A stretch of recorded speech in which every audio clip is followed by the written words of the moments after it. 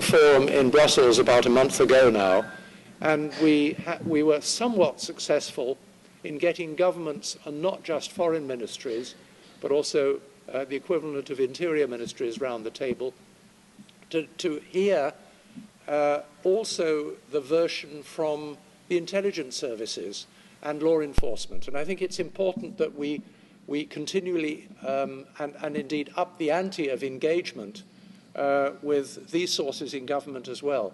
If you just talk to the foreign offices, they're always in favour of free expression and the development of the internet in terms of spreading education, democracy, and so on around the world. But we really need the people who have their grips on the intelligence services, or really understand deeply intelligence services, which, in fact, although there are, perhaps I can say that more easily than Dan from Microsoft, in my observation, not just in the big internet companies, but also in the telcos, the number of people who are actually aware of the detailed arrangements with the intelligence services is actually quite small. And I think, one of our first reactions in GNI was one, frankly, rather of shock. All around the table, so all of the constituencies, and the number of people both in the companies and in government who are really knowledgeable about the intelligence areas is relatively small, and of course they are under very strict rules to keep the information as secret as they possibly can. So I think we need then a double action. We need action by the companies. But if we're going to ask for governments, at least in democratically elected governments, to take notice of the need for reform, we've got to somehow galvanize public opinion much more strongly. And I've been actually encouraged by watching developments in the US. I mean, it reminds one what a lively democracy it is, because it has been debated much more widely in the US, and many more NGOs have taken up the issues than in many European countries.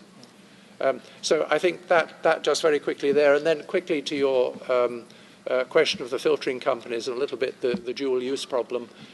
Again, it is possible. We see it from WebSense and Procera, the other DPI filtering company that has joined us.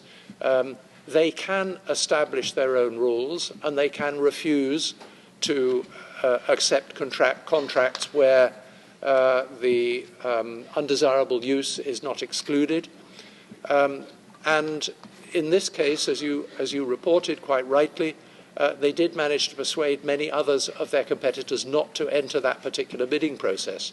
Unfortunately, I don't have the information to be able to answer your question about why one still tendered for this job. Presumably, the pound, shillings and pence, or the dollars and cents was more important to them than the human rights implications. So there's a lot of work still to do in that area. We have colleagues. No, I will comment. You won't comment? No, I think Jermyn's covered. Everything? The interpreters would remind speakers to please speak slowly. Speak slowly for interpretation. Thank you. Everything Jermyn said, and he said it much more articulately than I would have. I thought both the questions, or the multitude of questions, were really terrific, and I hope that through my comments where I outlined the 7 steps that Microsoft has taken, you have an appreciation or a better understanding of the concerns that we have and the specific actions that we have taken to try to address the issue we're discussing. There's a saying in the United States that there's no silver bullet. And I think that is certainly the case with this very complex issue that companies are trying to wrestle with. Yes, we need to continue to put in place a rigorous and robust human rights impact assessment process. We need to continue to talk to lawmakers to try to change the laws. We need to continue to communicate with our customers and protect our customers' data. We need to continue to enhance our own encryption and security of our data networks. But there are many, many, many things we need to do. And then just sort of anecdotally, and I know there's some members of the academic community in the audience, I was actually very discouraged 2 weeks ago when I had the opportunity to speak to 2 classes of MBA students at the University of Washington. I'm sorry, Anita, for calling out the University of Washington. But this was at the Foster School of Business at the University of Washington. I spoke to second-year MBA students about corporate social responsibility. Each session was an hour and a half or 2 hours long. I did not get one question about the issue we're talking about. And after the class, some students came up and talked to me, most of them looking for jobs. But I asked one person who was interested in a job at Microsoft, I said, why didn't anybody ask me about privacy or data security? And he said, oh, we're not really concerned about that. We just assume all of our information is public. I don't really care. That's very concerning. So let me leave you with that thought. Thank you.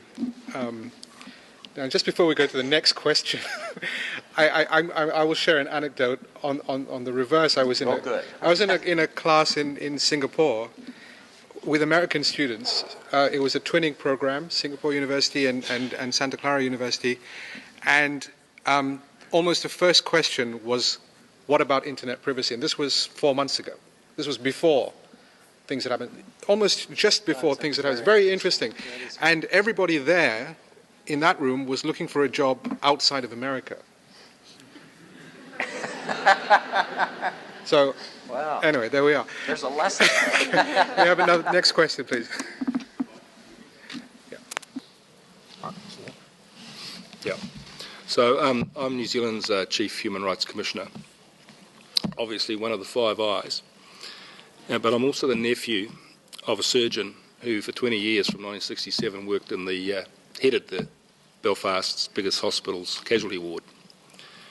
And he told me when I visited him in Belfast and I asked him, was there anywhere I couldn't go or shouldn't go, he responded by telling me that I had more chance of being killed by a car in London than by a bullet or a bomb or a car in Belfast at the height of the Troubles. That he told me to never let terrorists own me or affect my freedom. He made me think about the trade-off between my fear and my freedom. So in July this year, the New Zealand Human Rights Commission took the unusual step of reporting to our Prime Minister, asking for an inquiry into our security intelligence services and urging the adoption of principles such as the GNI principles. The response was a threat to our funding. As an NHRI, which was frankly the best thing the Prime Minister could have done to us, so don't worry about that. As an NHRI, we are well resourced compared to many of our colleagues, but even we need your assistance and support on this. I particularly speak to the businesses here. In order to overcome the lack of interest that you talk about, we need you to put your talent and your time at our disposal. We need that to protect and promote human rights to freedom of expression, freedom of association, and the right to privacy. To make us think in the way my Uncle William made me think, to understand the real risks involved to our lives and the implications to our freedom of being scared. So we do need to engage the public, particularly the younger people who've lost trust in both business and government. And we need your help, and that's really what I'd like to say. Thank you. Thank you. Was there a? Were you looking for a response from the panel, particularly? From the business, yeah. I want to know what business really can see as to how they can partner with us to get away from the complacency.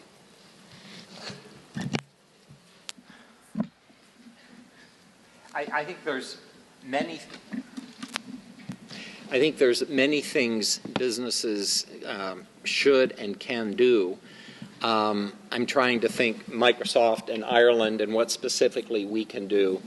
I mean, one thing that I can do is introduce you to my counterpart in Ireland so that to the extent that you want to enter into a dialogue or conversation with Microsoft, I'm happy to make that connection. I think businesses getting in front of students, like the story I shared, is really quite important. And putting these questions in front of students, either in law schools or in business schools or even undergraduate schools, helping raise awareness, helping young people understand the consequences of making all this information public without apparently many considerations or concerns. So I think it is really an issue of awareness raising, and I know many companies, certainly Microsoft, Google, Yahoo, and others in our sector and outside our sector are very interested in partnering with members of civil society to engage in thoughtful conversations to try to address these concerns. So I hope we'll have an opportunity to talk after this event, or after this session. Thank you very much. So before we move to the commentators, which we will be doing now, can I remind you that if you would like to ask a question, please come to the front and park yourself behind one of these IO, NHRI, states, businesses, civil society placards, and we will do a second round of questions. Please come over now, make yourself comfortable. We'll do a second round of questions after the commentators have given their comments. We'll start with Sophie Mueller from the European Commission. Sophie. Thank you, Mr. Chair. So my name is Sophie Mueller. I work as a policy officer in the European Commission, and I'm responsible for corporate social responsibility there. I don't think I will actually provide a substantive comment because I was asked to present some of our work, which is this beautiful guide. Basically, when the Ruggie framework or the UN guiding principles were adopted, as part of our duty to protect and in line with Principle 3C, we realized that it's important that the European Commission works on guidance materials for companies on meeting their corporate responsibility to protect. So we decided to prepare 3 guides, and in June this year we published a guide for the ICT sector, one for the oil and gas sector, and one for the employment and recruitment agencies. And this work was done through SHIFT and the Institute for Human Rights and Business. And what I'm going to do now is to give you a little bit of an overview of the objectives that we had in mind, the audience it's addressed to, the process that was involved, as well as the scope, and obviously a little bit on the content. So what was the general objective? We did not want to, obviously it's not a legally binding document, and what we wanted to do is really to come up with a practical guide for ICT companies on how to ensure the respect for human rights. So why the ICT sector? This was actually the result of a public consultation where we had 10 initial sectors for debate, and where the questions were, does the sector have a significant human rights risk, and is there already some authorities' human rights guidance for the sector? So the outcome now is for the ICT companies, and they're specifically addressed to those people in the company who are responsible for implementing the UNGPs. Many companies like Microsoft probably won't need that guide, but maybe it's some incentive to refresh themselves. But then also it was developed for stakeholders, for trade unions, for NGOs, for suppliers, so for everybody who has a legitimate interest to engage. And we're actually quite happy with the outcome because we believe it's quite a balanced and a very practical document, and this is thanks to a very transparent and inclusive consultation process. So we consulted with more than 100 stakeholders worldwide. The process took a long time, and it included obviously enterprises, business associations, trade unions, NGOs, GNI, and what the outcome now is a guidance and not guidelines. So it shall help companies to ask the right questions, to suggest possible courses of actions, and especially to leave flexibility to companies to do their own thing within the framework of the UN Guiding Principles, because we believe there is not one size fits all. For the scope, we deliberately decided to cover the whole ICT sector, so from telecommunications and web-based services through software, electronic devices, and component manufacturers. And there was also a very deliberate decision to have a global applicability of the guide. So it takes, of course, account of the specific circumstances of EU enterprises, but will also aim to be globally relevant. Also, one very important thing is that it obviously covers the company's activities, but also the business relationships. And the latter is very important for us, so that it does not only include a direct relationship, but goes further along the value chain and also includes the responsibilities and relationships to those who are a bit more removed from a company in the value chain. So now I come finally to the content. The guide is very much based on what the UNGPs actually say. And here it's divided into 6 core sections. So number 1, of course, companies have to make a public policy commitment to the UNGPs. They have to put in place processes for embedding that commitment into the company's culture. In order to pay really due diligence, it goes into the 4 different stages of assessing the actual and potential human rights impacts, integrating the findings and acting to prevent and mitigate the impacts, tracking how effectively impacts are addressed, and then, very important, to communicate how a company does that.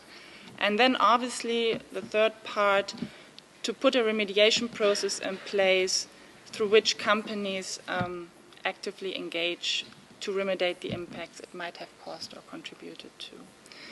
So when you look at the guide, and we should have a couple of copies outside, we take it as a measure of success that we ran out of copies. You will see that it's very practical. So it gives you the different steps that are involved to really get to the respective stages. It gives you key points of the implementation. It also provides you with possible approaches, case studies. It tells you where to start and, for example, what key questions to ask. It also has a lot of resources, so basically providing you with all the material or links to material that companies can then also get back to. And as regards the pickup of the guide, we're very happy that apparently a large amount of stakeholders is actually using it now. And we've also seen translations into other languages now, for example, Japanese. And we're very happy that this global applicability has worked. Thank you very much. Thank you, Sophie. Sidsela from Telenor, please, your comments. Thank you, and thank you very much for having me here. I'm Sidsela Nyebak, and I work for a Norwegian telecoms operator called Telenor. If you don't know us, we're mainly present in Europe and Asia. And I'm given this pretty tremendous task of commenting on what everybody said, and I'm allotted about 5 minutes to do so. So I don't know if I'll do a very good job, but I'll start with a personal reflection. I think it was raised both from the organizers and also from the floor. What can the UN Guiding Principles do in this context? And I remember starting working with business and human rights, which now seems years ago, and at that time people were looking at me a little bit like an alien, going, what's this human rights thing you're talking about? And I quickly found myself as a translator between business speak and human rights speak, but quite often we were talking about the same thing. What the UN Guiding Principles have done, and which I find the most useful, is they've actually provided a common language. We now actually talk Ruggie speak. And don't underestimate the power of actually having something that brings us together. So moving on to privacy and freedom of expression then, there are two things I'd like to reflect upon from a Telenor point of view. And hopefully I'll pick up on some of the things that have already been said. One of them is what can a company like ours actually do. And it's very similar to what Microsoft has done. You go through your policies, your practices, your guidelines, you really dig into this. And what is interesting, it's not necessarily the writing of a policy, it's the due diligence process where you sort of dig down and you get deeper and deeper and more complexity actually unfolds. And I'd like to share a couple of examples that are, when we wrote our or updated actually our policies relating to government requests. And this is very challenging, and I know a lot of people have said this is a very challenging territory, so let me just give you 4 examples of the kinds of requests that we get. Well, one of them is obviously for personal information, and I think most of us would be quite happy if that information is used by the police to locate a missing person or solve a criminal case. The very same information can be misused to track people for completely different reasons, but the request might be legal the way it came in. So that's really challenging. Another kind of request that we might get is to send out information on behalf of the government. You'd think that is fine if it's, for example, a natural disaster and people need to know where to go to get shelter or aid. Another thing entirely is if that message actually contains propaganda from the ruling party. A third kind of request we might get is actually for shutting down our network. Very complicated, not only for us as an operator, but also for the people who then cannot, call, get access to ambulances, those kinds of things. But what if the country that requests that actually has experience with terrorist bombs being set off by SMSs? Is it then worth it to shut down the network to save a lot of lives? And the final kind of challenging request is obviously for censorship. And I think, like with a lot of other operators, the one thing that we do voluntarily is actually have a blocking of child sexual abuse images, because simply that is so egregious and the violation of children's rights is it's such a breach. But we're very open about that. But other kinds of censorship, very, very challenging.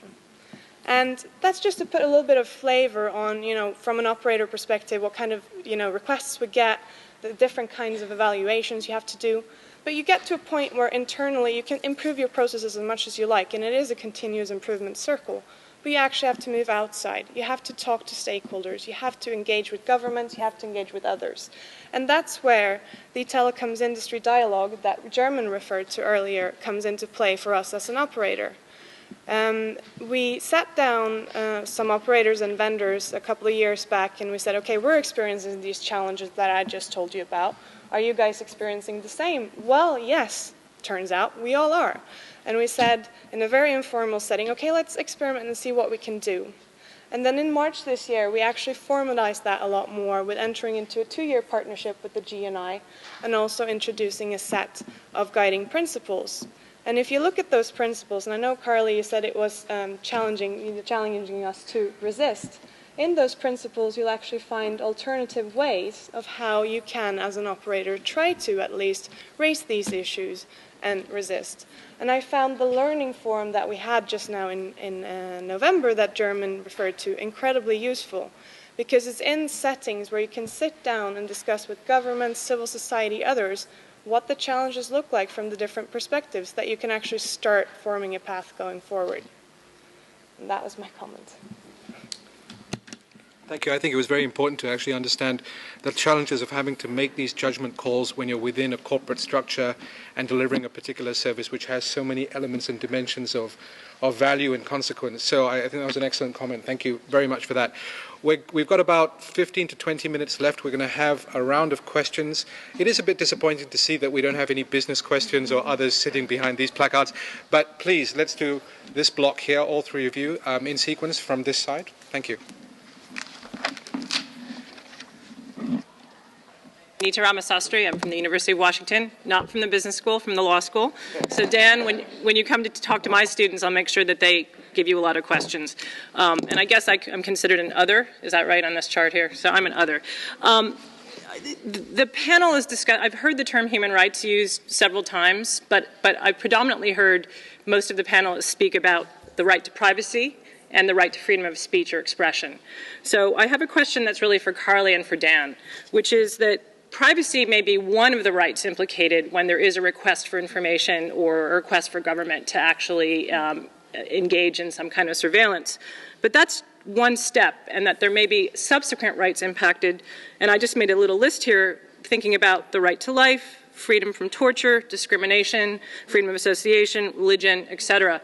So I'm wondering for Dan, when you talk about human rights impact assessments, do you go beyond that privacy, freedom of expression lens and try to tease those out? And I'm not saying it's easy. I think when we're hearing from Telenor that these are, how do you understand why the request is being made? But you can make some decisions based on the answers given back.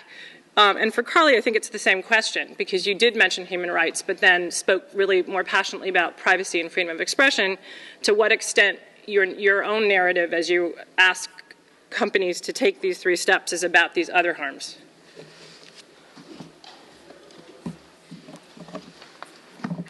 Thank you. My name is Eline Vronsky, and I work at the International Federation for Human Rights.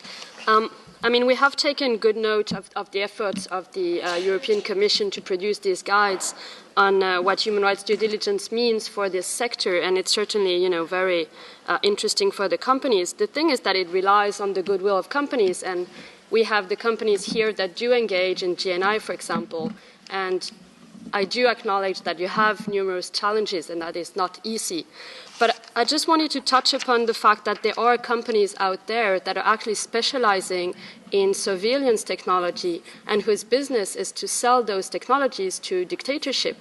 We are litigating 2 cases in France for its criminal complaints, alleging that these companies have actually been complicit in torture. And I'm just wondering, and like to have the panelists comment on the ways governments can actually control those types of companies so that they do not market and sell these technologies to whoever, and we can actually monitor what they're doing. Thank you.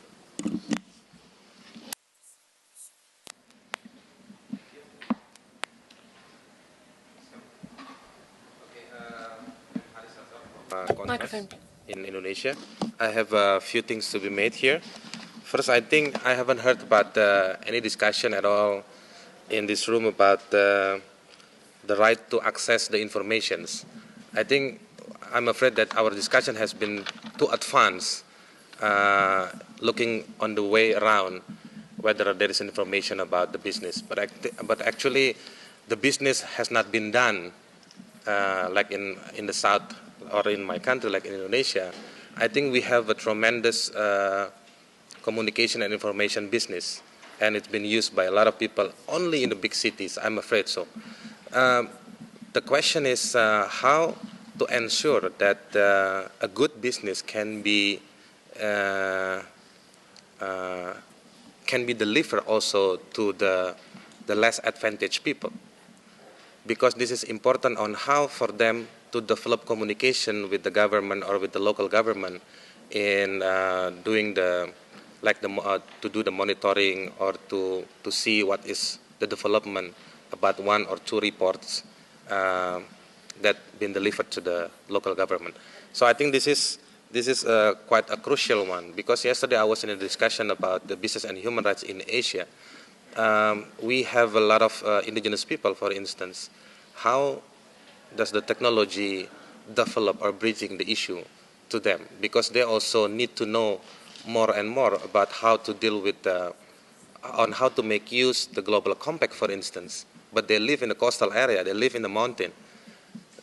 We talk about a lot of tools, equipments, how to measure a good business with regard to the human rights and so on and so forth. But whether we are thinking on how to deliver these things to the less advantaged people. That is number 1. Number 2, take up the issue that shared by our colleague here is a speaker from the Microsoft. I think, is there any kind of communication model on how to do the C2C, corporates to corporates, on how to share or to influence the advantages to respect the human rights in one company to the other company, something like that. I'm just looking for possibilities. Is there any kind of story like that? The third one, my question is very. I'm wondering how to measure the damages because of surveillance in the technology. Yeah, because it's a very high-tech way of measuring. Is it possible? Because the surveillance is not between the high-tech company to the high-tech company or corporations, but the surveillance addressed to the ordinary people.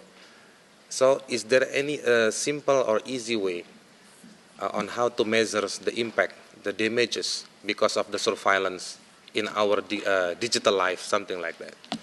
So at the end, I would suggest that there should be kind of, I think the UN Working Group on Business and Human Rights should develop kind of like a guidelines along with the other mandates on how to ensure the security and the protection of human rights in this digital security. Thank you.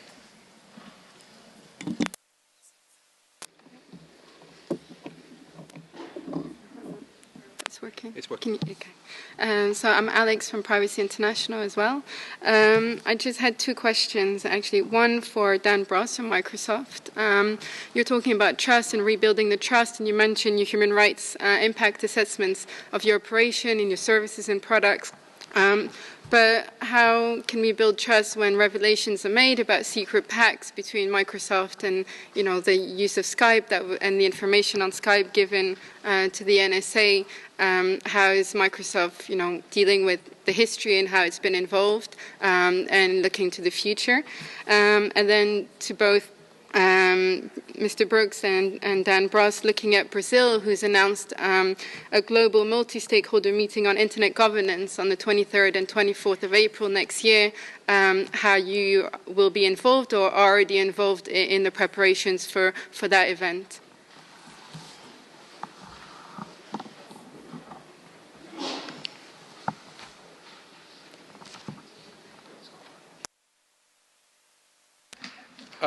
Now let's do this block and then we'll do you last.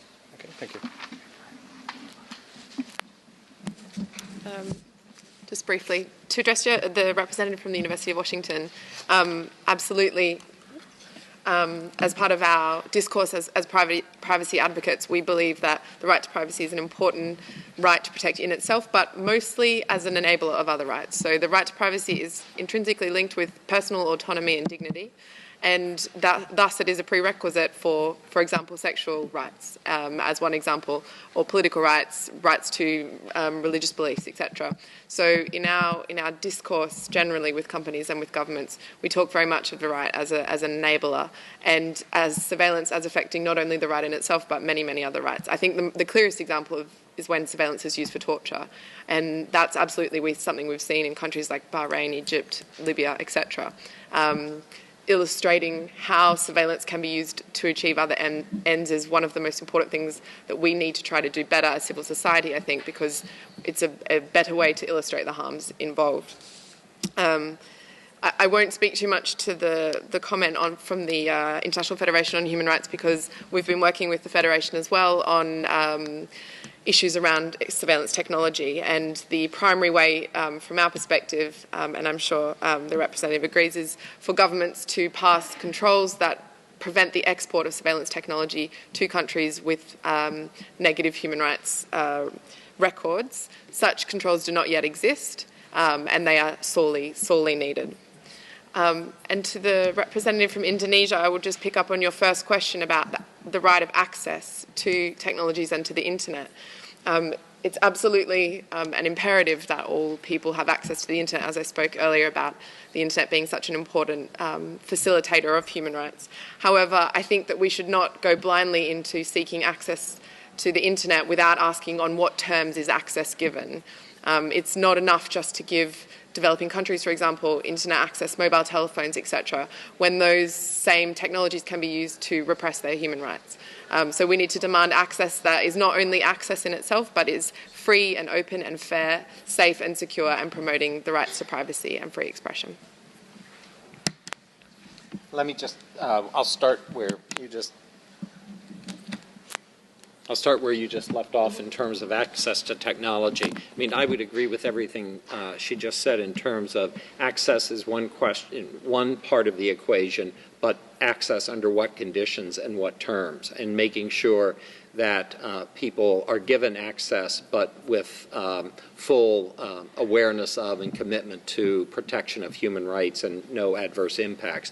I know Microsoft and a lot of other technology companies have done a lot of work in terms of trying to provide access to technology to disadvantaged people, and I can talk with you after this session about some of the work that we've done. Anita, in terms of your question about, you've heard a lot about privacy and free expression.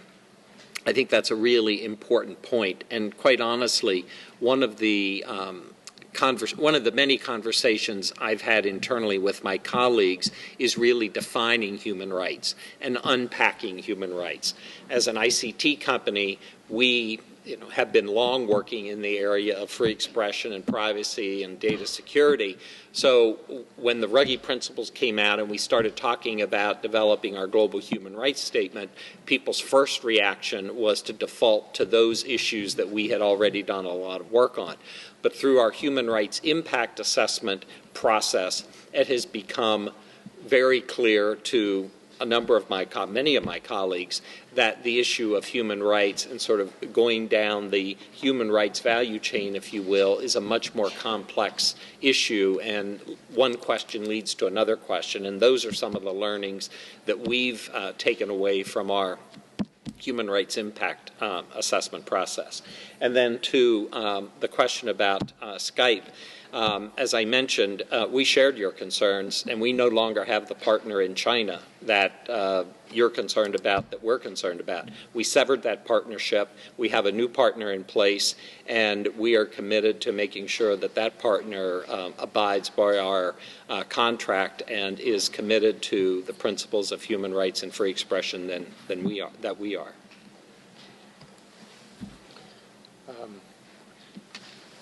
I think most of the points have been answered. Perhaps I can sidestep the one about the violent images and ask Sidsela perhaps to say a word or two about that. As she mentioned already, the difficulties of deciding in perhaps not quite so clear cases as child pornography what you can censor as a provider. So your question of violent images, I mean, when I was in India, I had very, very similar comments made to me asking why the internet companies allowed, for instance, descriptions of perhaps fighting between Muslims and Hindus, which wasn't helpful for the country. So it's this kind of general undesirable thing by many, but it's quite problematical. And just very quickly on Brazil, I would very much hope that GNI will be part of that discussion because we're not allowed to use the word Balkanization because the Balkans don't like it. Yeah. But obviously we've got to try to find the right answers to some very difficult questions now post the mass surveillance problem. For countries like Brazil and quite a number of other countries on the future governance structure of the internet. And it's not just the big internet companies or the telcos which are involved. It's now involving ICANN and quite a few of the other structures within the internet. So we will certainly want to be part of that discussion. And on that point related to Brazil, I neglected to address that, and my apologies. I don't know. I would assume we are, but if I get your card afterwards, I can follow up internally and get back to you. Thank you. Can we get the question from the state, please?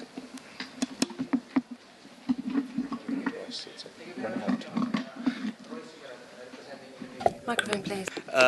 We would like to thank, through you, the all panelists and commentator for their presentations.